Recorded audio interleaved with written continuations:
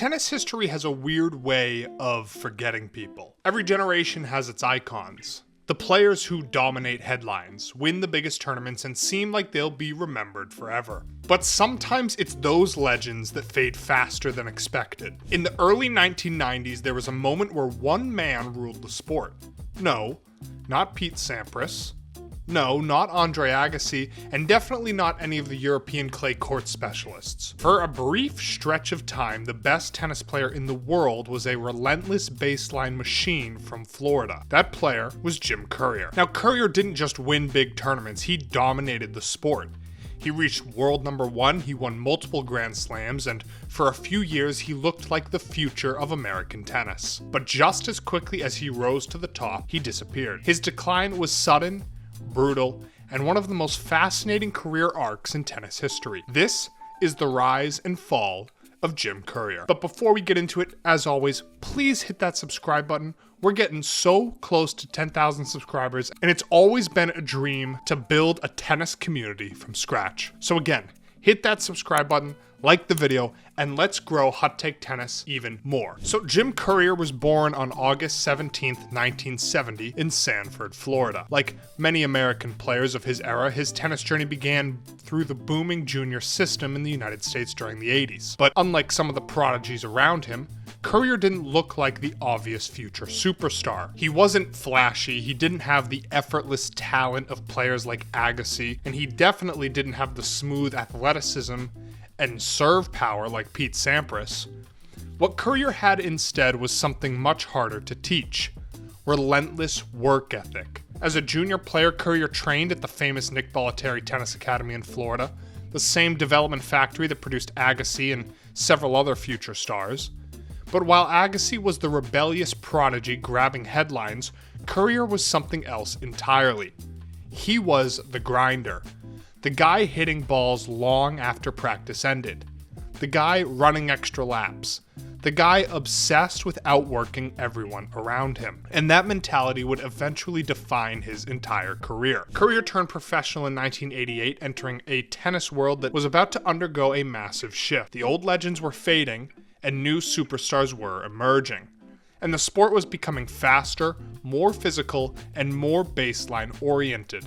In other words, the perfect environment for Jim Courier. Now, Courier spent his first couple years on tour slowly climbing the rankings. At first, he was viewed as just another solid American player. Good forehand, great fitness, strong baseline game, but not necessarily someone destined to dominate the sport. Then, everything changed in 1991. At the 1991 French Open, Courier suddenly exploded onto the world stage. Clay wasn't supposed to be the ideal surface for an American player. Historically, Americans dominated on grass and hard courts while Europeans ruled the dirt. But Courier flipped that narrative on its head. Match after match, he overwhelmed opponents with brutal baseline power and relentless physical intensity. And when he reached the final, he faced a huge challenge: fellow American Andre Agassi. The match was a clash of styles and personalities.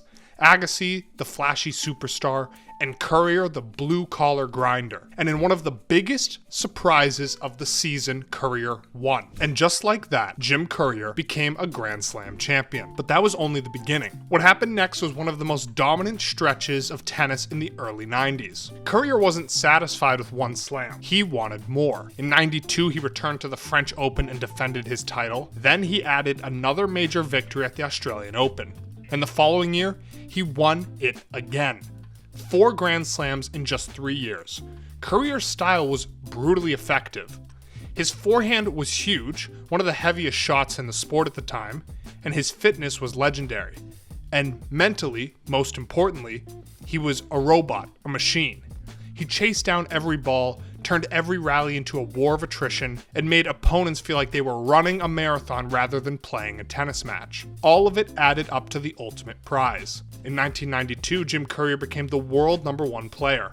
For a time, he was the best player on the planet.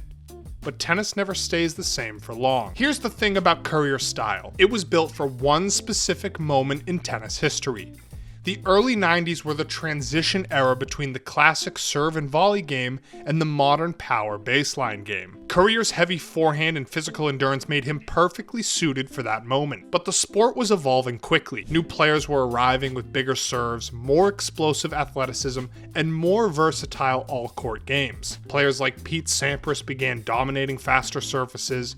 Meanwhile, clay court specialists in Europe were becoming more dangerous. Courier's game, while incredibly effective, had its limitations.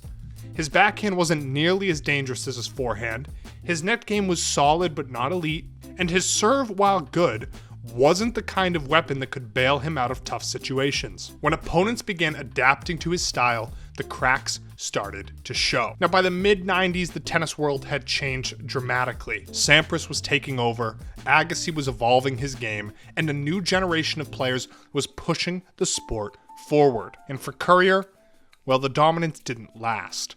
His ranking slowly slipped, his results became less consistent, and the relentless physical style that once made him unstoppable started to take its toll. Courier also dealt with injuries throughout his career, particularly physical wears from years of brutal baseline grinding. The combination of injuries, tactical limitations, and rising competition led to a gradual but unmistakable decline. The player who once ruled the sport was no longer the dominant force he had been just a few years earlier, and by the late 1990s, his time at the top was over. Now, unlike some former stars, Courier didn't disappear after retirement. In fact, he arguably became one of the most respected voices in the sport. Today, he's best known as a commentator and analyst, regularly appearing on broadcasts during major tournaments. He also served as captain of the US Davis Cup team for several years, helping guide the next generation of American players.